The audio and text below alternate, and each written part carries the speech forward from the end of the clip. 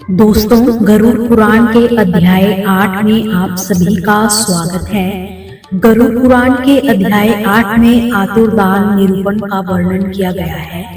गरुड़ जी बोले, हे प्रभु, पुण्य आत्मा पुरुषों की श्लोक की संपूर्ण क्रियाओं को मुझसे कहिए। जिस प्रकार ये पुत्रों द्वारा करनी चाहिए वह विधि भी बतलाइए। श्री भगवान बोले, हे गरुड़, तुमने मनुष्यों के हित के लिए बहुत अच्छा प्रश्न किया है। अतः धर्मात्मा लोगों के लिए जो यहाँ कर्तव्य है वह सब तुमसे मैं कहता हूँ।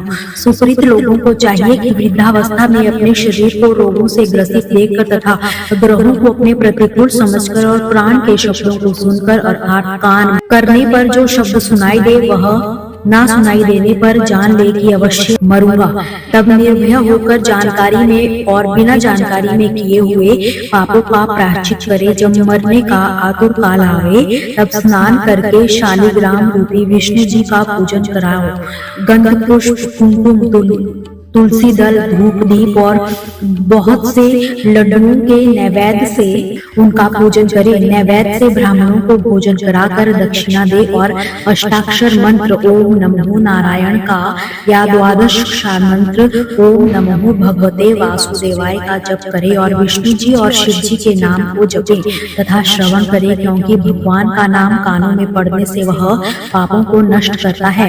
भाई बंधुओं को चाहिए कि मरने के समय उसके पास जाकर सोच ना करे तथा मेरे भगवान के पवित्र नाम को बार बार स्मरण करे। तस्य कूर्म कच्छपावतार वराह नृसिंह वामन परशुराम रामचंद्र कृष्ण बुद्ध और कल्कि, इन 10 नामों को बुद्धिमान सदा स्मरण करे, वे ही बंधु कहलाने योग्य है। जो रोगी के पास जाकर इन नामों का उच्चारण करते हैं, जिसकी वाणी में कृष्ण का मंगलमय नाम रहता है, उसके करोड़ों महापाप अति शीघ्र ही नष्ट हो जाते हैं। मरते समय पुत्र को बुलाने के लिए भगवान का नाम लेता हुआ अजामिल भी बैकुंठ धाम में चला गया। तो जो श्रद्धा से भगवान का नाम लेते हैं उनका तो कहना ही क्या है। जैसे बिना इच्छा अकस्मात छुई हुई अग्नि जला देती है, इसी प्रकार दुष्ट चित्त पापियों को स्मरण किया हुआ भगवान का नाम उनके समस्त पापों को जला देता है।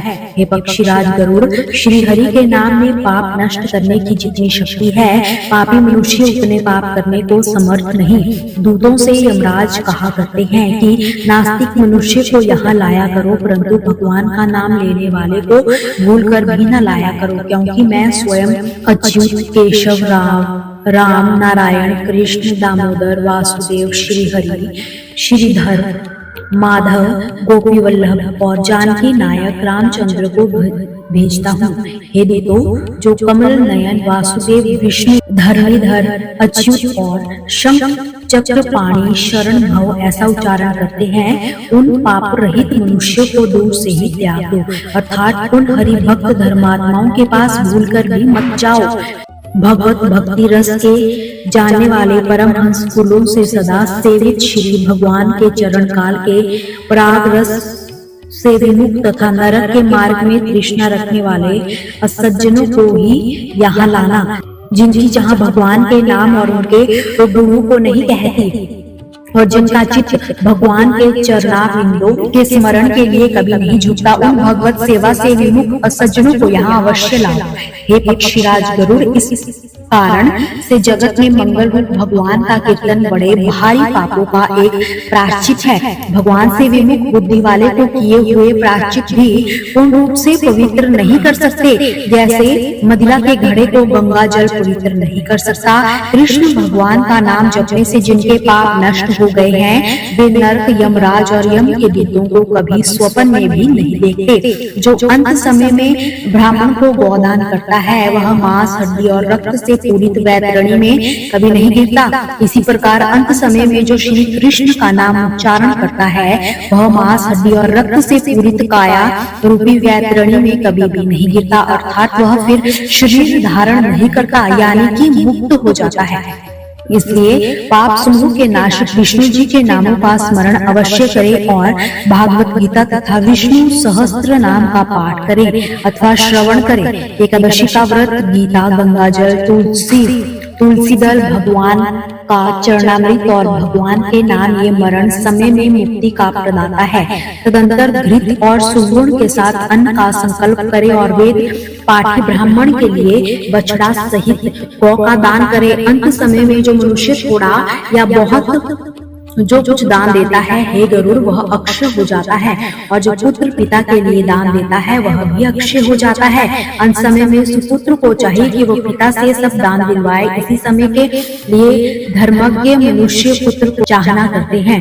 आदि आंख नीचे भूमि में पड़े हुए पिता को देखकर पुत्र को पिता के पूर्व संचित धन में तृष्णा ना करनी चाहिए। जो सुपुत्र पिता के लिए श्रद्धा दान करता है, उससे जब तक वह जीता है तब तक परलोक में जाने वाला प्राणी पूर्वोक्त मार्ग का दुख नहीं पाता। आतुर समय में और ग्रहण होते समय, इन दोनों समयों में जो दान दिया जाता है वह विशेष फलदायक होता है। इसलिए तिलादि अष्टदान अवश्य देना चाहिए। वे अष्टदान ये हैं: तिल, लौह, सोना, कपास यानी कि रुई, नमक, तंजा, भूमि और गौ। इनमें सभी एक पवित्र है। महापापों के नाश हेतु ये आठों महादान अनंत काल में अवश्य देने चाहिए। अब इनका जो फल है उसे सुनो। मेरे पसीने से उत्पन्न 3 प्रकार के तिल पवित्र होते हैं। इन तिलों के दान से असुर, दानव और दैत्य तृप्त होते हैं। तिल सफेद, काले और कपिल रंग के होते हैं। दान करने से ये तिल वचन, मन और शरीर से वंचित 3 प्रकार के पापों को नष्ट करते हैं। धरती में हाथ लगाकर लौह के दान से प्राणी यम की सीमा यानी यम के मार्ग में नहीं जाता। पापी मनुष्य को दंड देने के लिए यमराज के हथियारों को प्रसन्नता के लिए यमराज के हाथ में कुठार, मुसलदंड, तलवार और छुरी ये शस्त्र रहते हैं। इन्हीं यमराज के हथियारों की प्रसन्नता के लिए यह दान कहा गया है। इसी कारण लौह का दान यमलोक में सुख देने वाला है। उरण, श्याम सूत्र, शुंडामर्ग, उदुम्बर और शेषबल ये महाबलवान यमदूत लौहदान से सुख देने वाले होते हैं। हे गरुड़, अब परम गुप्त इन दानों में उत्तम दान को सुनो। इस दान के देने से भूलोक, पाताल लोक और स्वर्ग लोक के निवासी संतुष्ट होते हैं।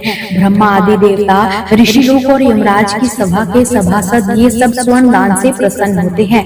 उनमें से प्रेत की मुक्ति के लिए स्वर्ण का दान देना चाहिए। हे तात, स्वर्ण के दान से मृत प्राणी यमलोक में न जाकर स्वर्ग लोक में जाता है और बहुत दिन तक सत्य लोक में निवास कर पाता है। फिर इस लोक में राजा होता है तथा रूपवान, धर्मात्मा, बोलने में चतुर, लक्ष्मीमान और बड़ा पराक्रमी होता है। रुई के दान से दूतों का भय नहीं होता और जो नमक का दान करता है उनको यमराज से भय नहीं होता। लोहा, नमक, रुई, तिल और स्वर्ण के दान से यमलोक में रहने वाले चित्रगुप्त आदि प्रसन्न होते हैं। सतंजा के दान से धर्म, ध्वज और अन्य तीनों द्वारपाल भी प्रसन्न होते हैं। धान, जौ, गेहूं, मूंग, उड़द, काकुन और 7वां चना ये 7 धान्य कहे गए हैं। सुपात्र को विधि पूर्वक गोचरम के बराबर पृथ्वी को दान करने से मनुष्य ब्रह्मा हत्या से छूटकर पवित्र हो जाता है।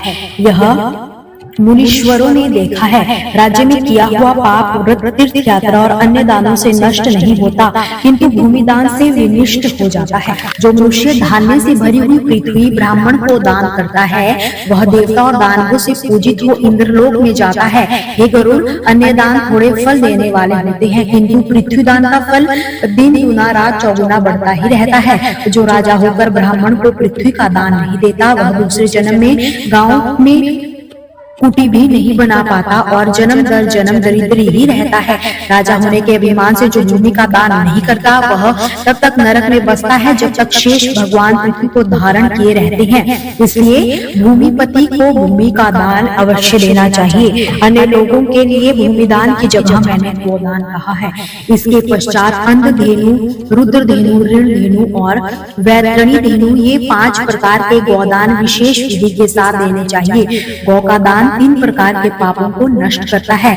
बाल्यावस्था में, बुढ़ापे में और जन्मांतरों में जो पाप किए हैं तथा रात्रि में, प्रातः काल, मध्याह्न, अपराह्न और दोनों संधियों में जो शरीर से, मन से या वाणी से पाप किए हैं वे सभी पाप तपस्वी और वेद के जानने वाले ब्राह्मण को सब सामग्री सहित स्वतस्वा दूध वाली कपिला गौ का एक बार दान देने से नष्ट होते हैं। यह गौदान अंतकाल में धनदाता को पापों से छुड़ाता है। स्वस्थ चित्त से एक गौदान से जो फल होता है वही आतुर समय में 100 गौदान देने से तथा मरते समय बेहोशी की हालत में 1000 गौदान देने से होता है तथा मरने के बाद विधि पूर्वक 1,00,000 गौदान देने से वही फल होता है।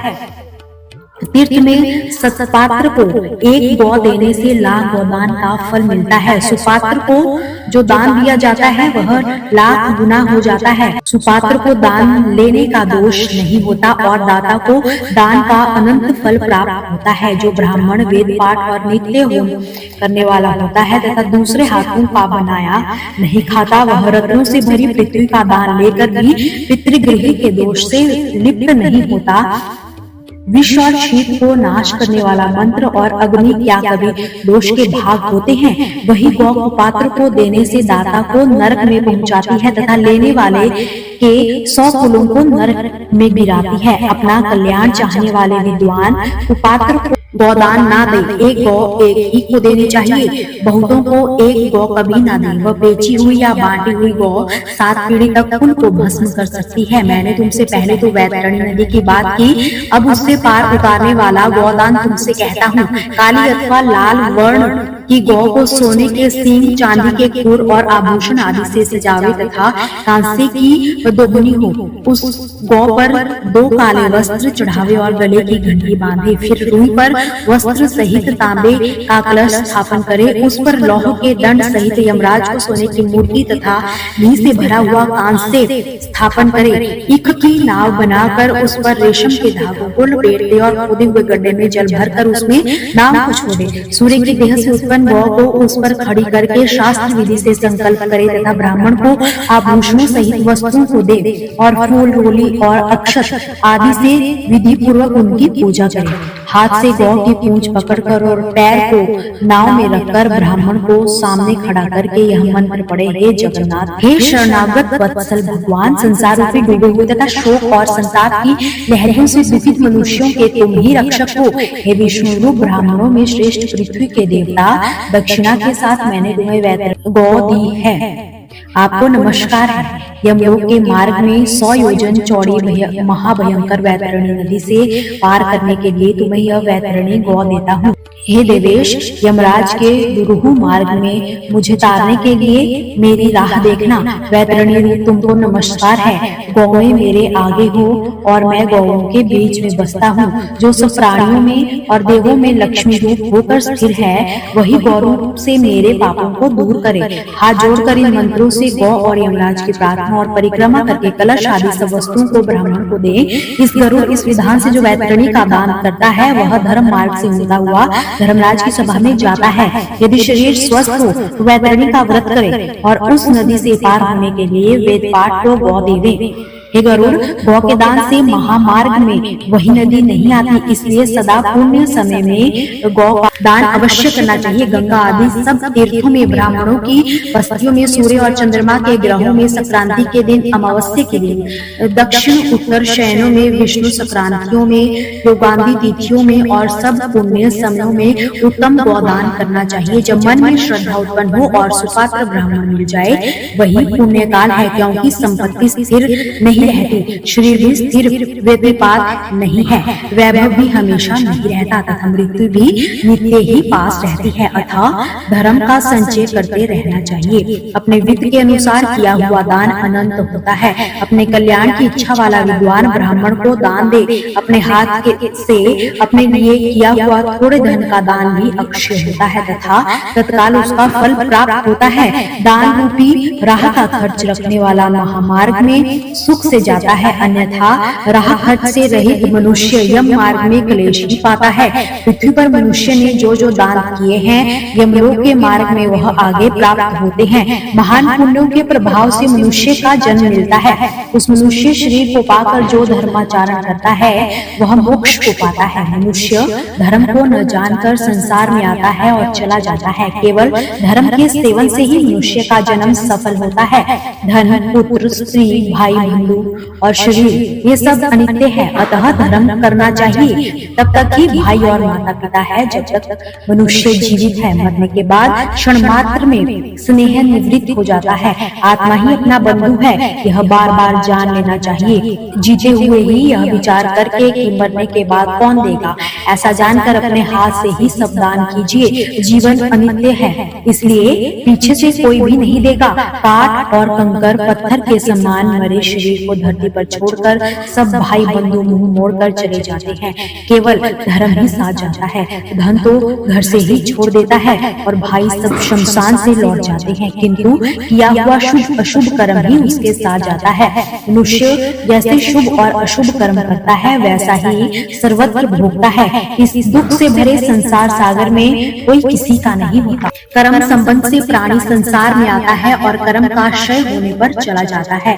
माता पिता पुत्र भाई बंधु और स्त्री आदि का संगम आने वाले जीवों के समान तथा नदी में काष्ठ के समान चलायमान होता है। किसके पुत्र पौत्र किसकी स्त्री अथवा धन संसार में कोई किसी का नहीं है। इसलिए जो देना है अपने हाथ से दीजिए। जब तक धन अपने अधीन है तब तक ही ब्राह्मण को दिया जा सकता है। जब धन दूसरे के अधीन हो जाए तब कुछ भी करने का विचार ना करें। पूर्व जन्म के किए हुए दान से इस जन्म में बहुत धन मिला है, इसलिए ऐसा विचार कर धर्मार्थ दान करे। धर्म से कामना पूर्ण होती है और धर्म से ही मोक्ष की प्राप्ति होती है। इसलिए भी धर्माचरण करना चाहिए। श्रद्धा से ही धर्म को धारण किया जा सकता है, ना कि बहुत से धन सिंधु से।